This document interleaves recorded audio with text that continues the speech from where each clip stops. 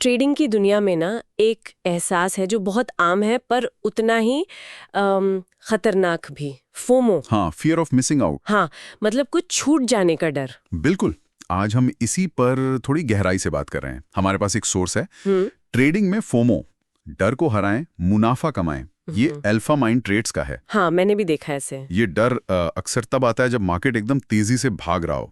लगता है बस अभी नहीं घुसे तो गया मौका हाथ से। सही बात है। और दिलचस्प ये है कि ये जो सोर्स है ना, ये स्ट्रैटेजी से ज्यादा मतलब ट्रेडर की साइकोलॉजी पर फोकस करता है। हाँ, वही मुझे भी लगा। क्योंकि फोमो सिर्फ ट्रेडिंग में नहीं है, ये तो हर जगह है। सोशल मीडिया देखो, शॉपिंग देखो, निवेश देखो, पर हाँ, ट्रेडिंग में इसका असर तुरंत दिखता है और काफी तगड़ा।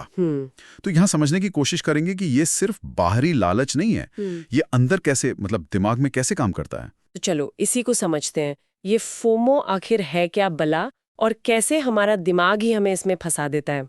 अच्छा, तो ये असल में दिखता कैसे है ट्रेडिंग में? कोई मतलब आम पैटर्न? बिल्कुल, जैसे मान लो निफ्टी तेजी से ऊपर जा रहा है ना? हाँ। तो अंदर से आवाज आती है, अरे यार मौका छूट रहा है, ले ले, अभी ले ले। हाँ हाँ, होता है। या फिर सोचो कोई ट्रेड लेने वाले थे, हाँ। लिया नहीं और वो प्रॉफिट में चला गया, अब कीमत और बढ़ गई है, तो एक बेचैनी सी होती है कि अरे यार अब तो किसी भी भाव पे घुस जाओ। ओफ, हाँ। यहाँ तक कि दूसरों के वो प्रॉफिट वाले स्क्रीनशॉट देख के जलन होती है ना। हाँ। वो भी फोमो का ही एक रूप है। अच्छा, ये नहीं सोचा था। और ये दिमागी चाल कैसे काम करती है? वो सोर्स में डोपामाइन वगैरह का जिक्र था। हाँ, वही। देखिए, जब हम मार्केट को तेजी से एक तरफ भागते देखते हैं या कोई मौका चूक जाता है, तो हमारे दिमाग का वो रिवॉर्ड सिस्टम वो एक्टिव हो जाता है, डोपामाइन रिलीज होता है।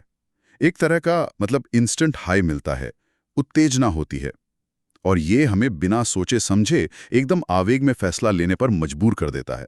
मतलब लॉजिक गया तेल लेने। हाँ बिल्कुल, उस वक्त भावनाएं हावी हो जाती हैं, इंस्टिंक्ट काम करता है, तर्क नहीं। और ये डोपामाइन हिट सीधा सीधा बैंडवैगन इफेक्ट जैसे बायस को भी हवा देता है। मतलब सब कर रहे हैं तो सही ही होगा।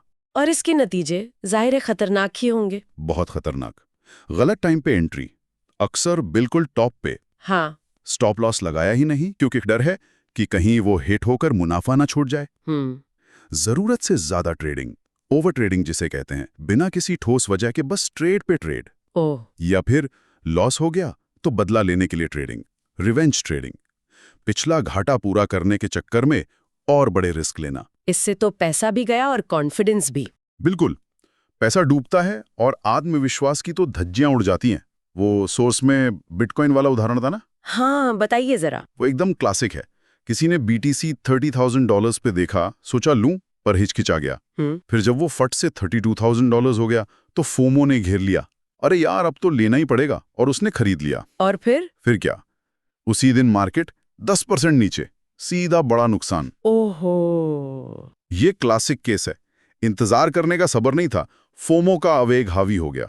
वो 30 से 32 वाला उछाल शायद बस एक क्या कहते हैं, झूठा सिग्नल था जिसे भीड़ ने सच मान लिया। ये भीड़ वाली बात आपने सही पकड़ी। इसका भेड़ चाल से तो सीधा कनेक्शन है ना? Herd mentality. बिल्कुल, गहरा रिश्ता है। वो टेलीग्राम ग्रुप्स, ट्विटर, यूट्यूब पे लगातार मैसेजेस आते हैं ना, अभी खरीदो, ये रॉकेट तो चांद पे जाएगा। हाँ हाँ, बहुत होता है। तो एक प्रेशर बनता है, लगता है यार शायद मैं ही कुछ गलत समझ रहा हूं, जब सब ले रहे हैं तो मुझे भी लेना चाहिए। सोर्स इसी को साफ साफ शोर कहता है, सिग्नल नहीं। और मार्केट का इतिहास देखो, वो अक्सर भीड़ के पीछे चलने वालों को सजा देता है। सही बात है। शांत दिमाग और अपनी सोच ही काम आती है। बिल्कुल। लेकिन ये सब सुनने में तो अच्छा लगता है, पर असल ट्रेडिंग के प्रेशर में उस आवेग को रोकना, वो डिसिप्लिन बनाए रखना, यही तो सबसे मुश्किल है।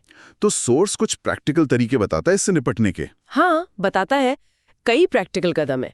सबसे पहला और शायद सबसे जरूरी, एक साफ पहले से तय की हुई ट्रेडिंग योजना, प्री डिसाइडेड प्लान, और उस पर टिके रहना चाहे कुछ भी हो जाए। Okay, plan. दूसरा, एक ट्रेडिंग जर्नल बनाना जिसमें हर ट्रेड का कारण, एंट्री, एग्जिट, नतीजा और खासकर उस वक्त की भावनाएं ईमानदारी से लिखना। अच्छा, जर्नलिंग। तीसरा, माइंडफुलनेस, सचेतनता, जैसे ट्रेड लेने से ठीक पहले बस कुछ पल रुककर गहरी सांस लेना। एक पॉज। हाँ, वो छोटा सा पॉज भी आवेग और एक्शन के बीच एक जरूरी गैप बना सकता है। और सोशल मीडिया का क्या उसे बिल्कुल बंद कर दें? सोर्स कहता है कि नोटिफिकेशंस बंद कर दो, कम से कम ट्रेडिंग के घंटों में। ठीक है।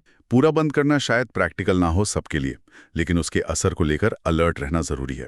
मुद्दा यह है कि फोमो से लड़ाई बाहरी स्ट्रैटेजी से ज्यादा अंदरूनी अनुशासन की है, रेगुलरिटी और सही माइंडसेट की। ये एक प्रोसेस है। हाँ बिल्कुल, कोई एक दिन का काम नहीं। जब कोई अपने बिहेवियर और उसकी ट्रिगर्स पर ध्यान देना शुरू करता है ना, तभी सुधार आता है। तो इस पूरी बातचीत का सार क्या निकलता है? फोमो एक साइकोलॉजिकल चैलेंज है जो हमारी अंदरूनी आदतों और सामाजिक दबावों से पैदा होता है और अक्सर हमें महंगे सौदे करवा देता है। बिल्कुल सही कहा।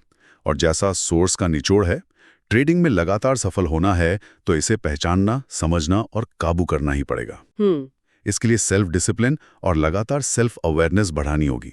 वो लाइन याद रखने वाली है, मार्केट से पैसा स्ट्रैटेजी नहीं, स्ट्रॉन्ग माइंडसेट निकालता है। सही बात, स्ट्रॉन्ग माइंडसेट। अच्छा, जाते जाते एक सवाल छोड़ जाते हैं सोचने के लिए। हाँ, जब हम फोमो के इन अंदरूनी कारणों को, जैसे वो डोपामाइन की तलब या भीड़ के पीछे चलने की आदत, इनको पहचानना और मैनेज करना सीख जाते हैं, तो क्या बाहरी मार्केट के उतार चढ़ाव और संकेतों को देखने का हमारा नजरिया भी बदल नहीं जाएगा मौलिक रूप से?